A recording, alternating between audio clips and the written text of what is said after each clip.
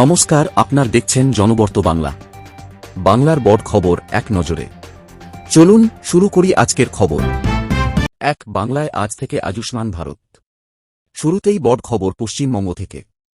আজ ১৬ আগস্ট থেকে রাজ্যে আয়ুষ্মান ভারত স্বাস্থ্য বীমা প্রকল্প চালু হচ্ছে। প্রায় ১.৫ কোটি পরিবার অর্থাৎ প্রায় ৬ কোটি মানুষ এই ব্যবস্থার আওতায় আসতে পারেন বলে রাজ্য স্বাস্থ্য দপ্তর জানিয়েছে। ২. আয়ুষ্মান দিবস পালন। আজ রাজ্যে আয়ুষ্মান দিবস পালনের ঘোষণাও রয়েছে। এই দিনটি রাজ্যের নতুন সরকারের ১০০ দিন পূর্তির সঙ্গেও মিলে যাচ্ছে।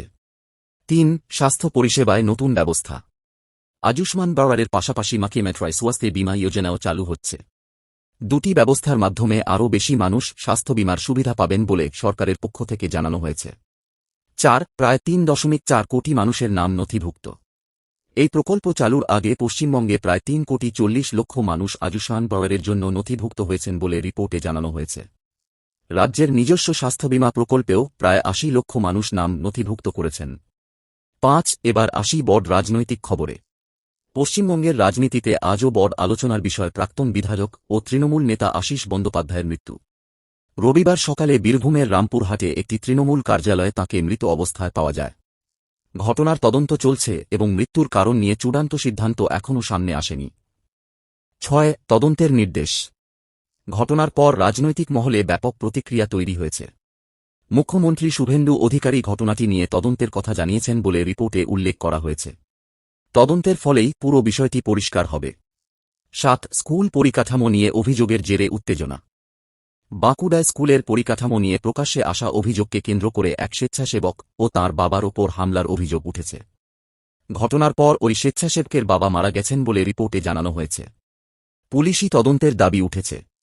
৮. স্যার নিয়ে নজর। ভোটার তালিকার সার প্রক্রিয়া এখনও পশ্চিমবঙ্গের রাজনীতিতে গুরুত্বপূর্ণ বিষয়।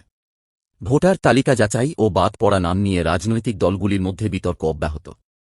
৯. সেন্সাস ২০২৭-এর কাজ শুরু। আজ থেকে পশ্চিমবঙ্গে সেন্সাস ২০২৭-এর মাঠ পর্যায়ের প্রথম ধাপ শুরু হচ্ছে। ১৬ আগস্ট থেকে ১৪ সেপ্টেম্বর পর্যন্ত বাড়ি বাড়ি গিয়ে তথ্য সংগ্রহের কাজ চলবে। ১০. অনলাইন সেন্সাসে সমস্যা। সেন্সাসের সেলফ এনুমারেশন করতে গিয়ে বহু মানুষ ওয়েবসাইটে টেকনিক্যাল সমস্যার মুখে পড়েছিলেন।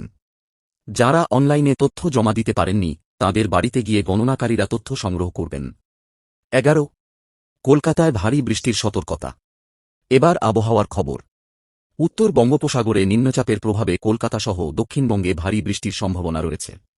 কলকাতা, হাওড়া, হুগলি এবং ২ পরগনায় বিশেষ সতর্কতা রয়েছে।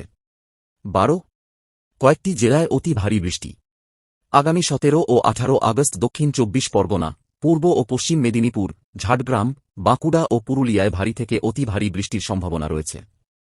পশ্চিম মেদিনীপুর ও ঝাড়গ্রামে অতি ভারী বৃষ্টির সতর্কতাও রয়েছে। ১৩. ঝোড়ো হাওয়ার সতর্কতা।